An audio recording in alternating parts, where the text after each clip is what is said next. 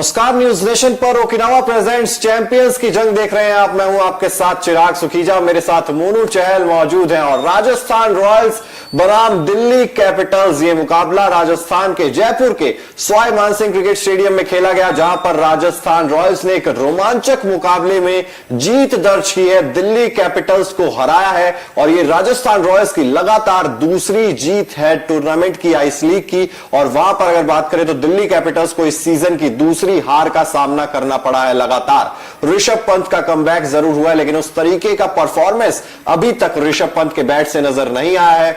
लेकिन इस जीत के सबसे बड़े हीरो रहे रियान पराग, जिन्होंने तूफानी बल्लेबाजी भी की और राजस्थान को मुश्किल से भी निकाला। सबसे पहले मोनू, राजस्थान रॉयल्स जीती है और आपकी दिल्ली कैपिटल्स हारी है, इस पर आपका क्या रिएक्शन है? यार बड़ा बुरा लग रहा है यार। एक तो हार आई हो, लगातार दूसरी हार आई हो, तो और तीसरी इंपॉर्टेंट चीज ये है कि ऋषभ पंत इस टीम में आए जरूर है। पहले मैच फीके रहे और आज भी ऋषभ पंत देखें तो 26 गेंदों पर 28 बनाए हैं। वो ऋषभ पंत जो फिनिश के लिए जाना जाता है, लेकिन 26 गेंदों पर 28 रन ये जस्टिफाई तो नहीं करता ऋषभ पंत के साथ। अगर आप ऊपर से भी देखोगे तो डेविड वार्नर ने 49 जरूर बनाए, लेकिन वो मैच फिनिश नहीं कर पाए कोई बल्लेबाज। अगर आप दिल्ली कैपिटल्स की पूरी बैटिंग लाइनअप देखोगे तो नंबर 3 पर कौन खेलने आए? रिकी भुई। अब ये समझ से थोड़ा परे है, क्योंकि वहां पर कई ऐसे बैट्समैन थे, ऋषभ पंत भी ऊपर आ सकते थे, इसके अलावा ट्रिस्टन स्टब्स उसको भी ऊपर प्रमोट कर सकते थे। अभिषेक पौडेल भी एक बार फिर से उनके पास हीरो बनने का मौका था चिराग, यहां पर भी, क्योंकि पिछले मैच में उन्होंने बड़ा इंप्रेस किया था, लेकिन यहां भी वो हीरो बन नहीं पाए। और रही बात राजस्थान की बैटिंग की, तो भाई ज्यादा रन बन गए थे 186, क्योंकि लास्ट ओवर अगर छोड़ दें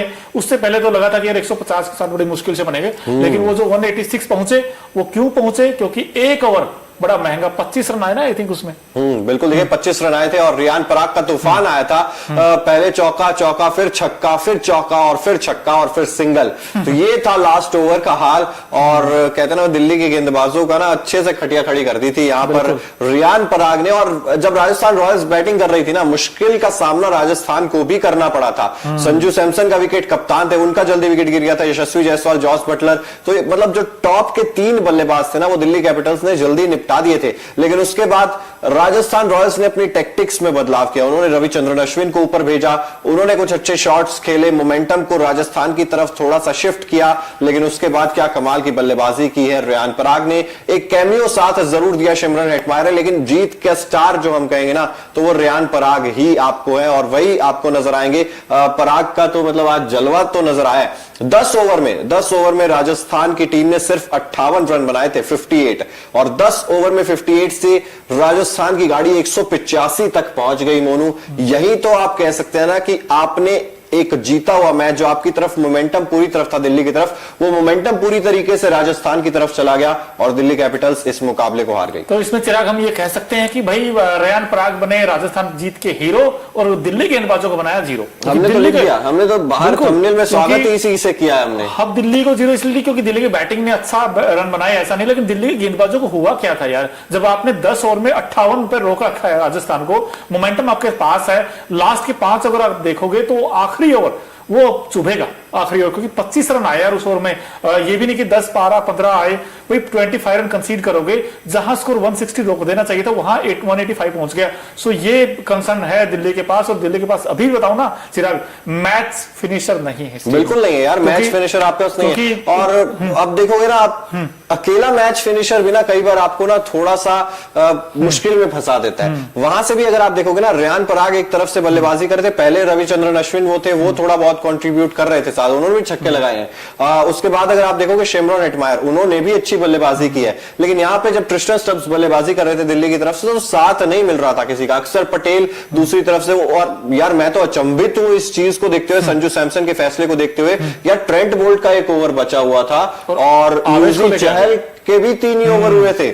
यूजी चहल, चलिए वो हम बात भी कर रहे थे यार, शायद 19वां ओवर यूजी चहल से करवाया जा सकता है, लेकिन 19वां संदीप शर्मा से कराया, 20वां आवेश खान को दे दिया। और जब आवेश खान को ओवर दिया था, तब तो मोनू न्यूज रूम में आपको हाल पता लगी क्या होगा, सब लोग कह रहे थे यार ये मतलब संजू सैमसन ने क्या कर दिया। मर्जी कहो भाई, आवेश खान अंडर प्रेशर आज बहुत अच्छा गेंद डाला उसने, कोई वाइड कुछ नहीं दिया, बिल्कुल टारगेट पर, कहते ना राइट ऑन टारगेट, कोई ज्यादा रूम नहीं दिया, लेकिन फिर भी जड़ पकड़ ले, वो जड़ अपने तो देसी भाषा में कहते हैं गिट्टे। गिट्टे पकड़ लिए आज आवेश खान अच्छी ने। गेंदबाजी की, वाकई मतलब दिल जीता है आवेश खान ने।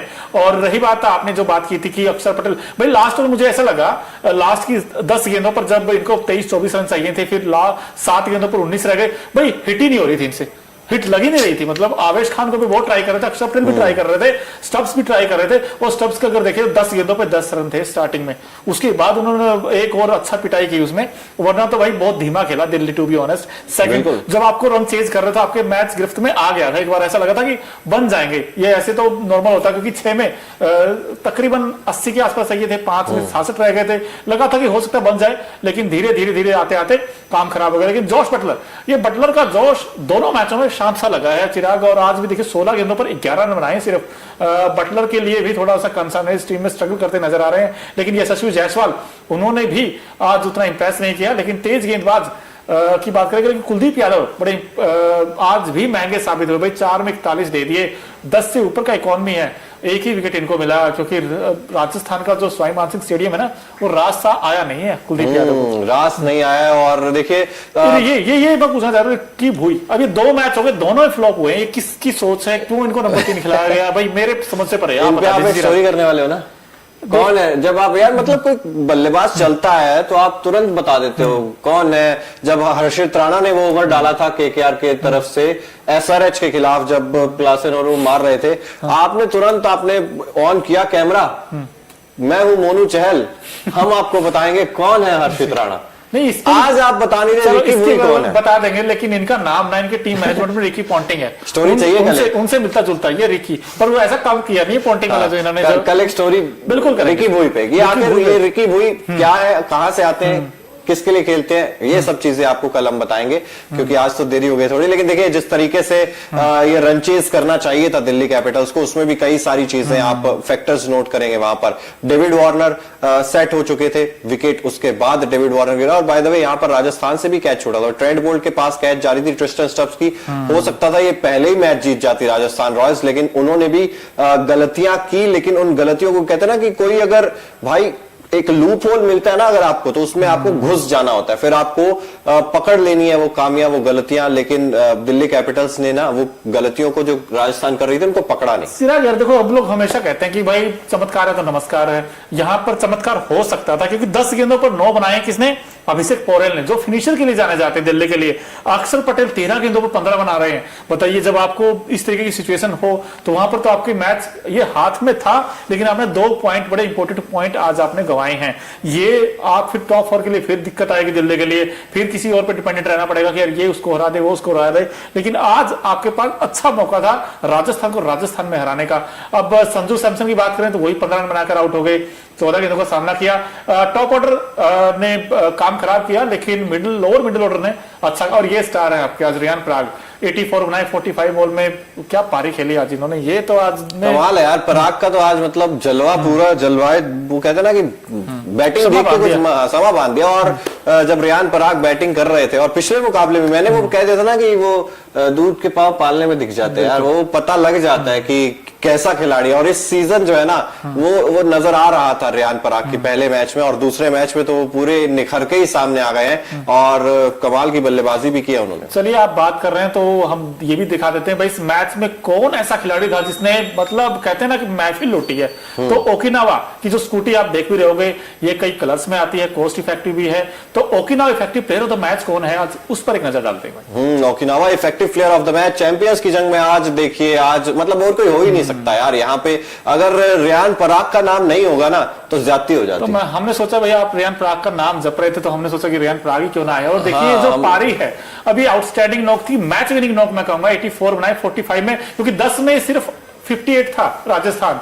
अब इन्होंने जो गियर चेंज किए हैं, 5वें गियर बैटिंग की है लास्ट ओवर में, तो 186 का अमेजिंग स्ट्राइक रेट, 7 चौके, और गेंद जितनी एक ओवर में होती उतने छक्के लगाए 6 पारी में। कमाल यार, कमाल की बल्लेबाजी है। और जैसे हम अक्सर बात करते हैं ना, ओकिनावा का हर स्कूटर कोस्ट इफेक्टिव है, इतना इफेक्टिव है कि मतलब आप सोचेंगे यार बहुत मजा आ रहा है इसे चलाने में, और दूर तक चले जाते हैं, खर्चा बहुत कम आता है इसको चलाने में। तो फिर इसीलिए, और रियान पराग का भी सेम चीज है ना मोनू, दूर तक गए हैं, लेकिन इफेक्टिव बहुत ज्यादा इफेक्टिव रहे हैं। तो रियान पराग आज Okinawa effective player of the match बनते हैं। लेकिन संजू सैमसन के बारे में क्या कहेंगे, कप्तानी खास तौर पर कुछ माइंड गेम्स जरूर खेले गए वहां पर।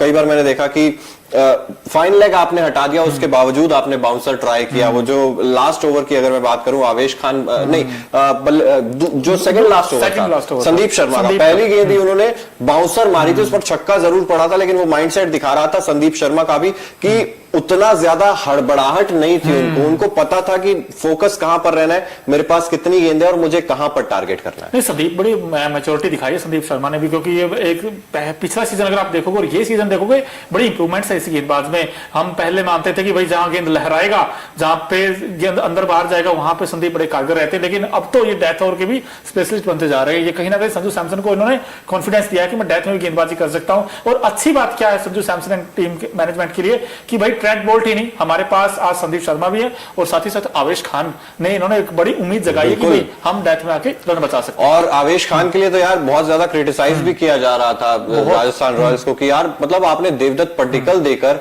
लखनऊ सुपर जायंट्स से आपने आवेश खान लिया है, आप क्या प्रूव करना चाहते हो और क्या प्रूव करना चाहते थे संजू सैमसन, ये आज आवेश खान ने दिखा दिया है डेथ ओवर में गेंदबाजी की। और ये चीज तो है ना कि ट्रेंट बोल्ट का ओवर रहते हुए भी आवेश खान की तरफ गए हैं, तो एक माइंडसेट क्लियर था संजू सैमसन का कि आवेश खान मुझे चाहिए, और अच्छे टच में नजर आ रहे थे, इसीलिए उन्हें आगे किया आवेश खान को और उन्होंने कमाल की गेंदबाजी करके भी दिखाई। अब देखिए राजस्थान रॉयल्स तो 2 मुकाबले जीत चुकी है 2 में से, और वो चेन्नई सुपर किंग्स के बराबर आ गई है, लेकिन दिल्ली कैपिटल्स के लिए मुश्किलें बढ़ गई हैं क्योंकि 2 में से 2 हार और अब मुश्किल में है। लेकिन कलर बहुत सारे खास सेगमेंट है ये, बहुत सारे कलर हैं जिंदगी में, बिल्कुल।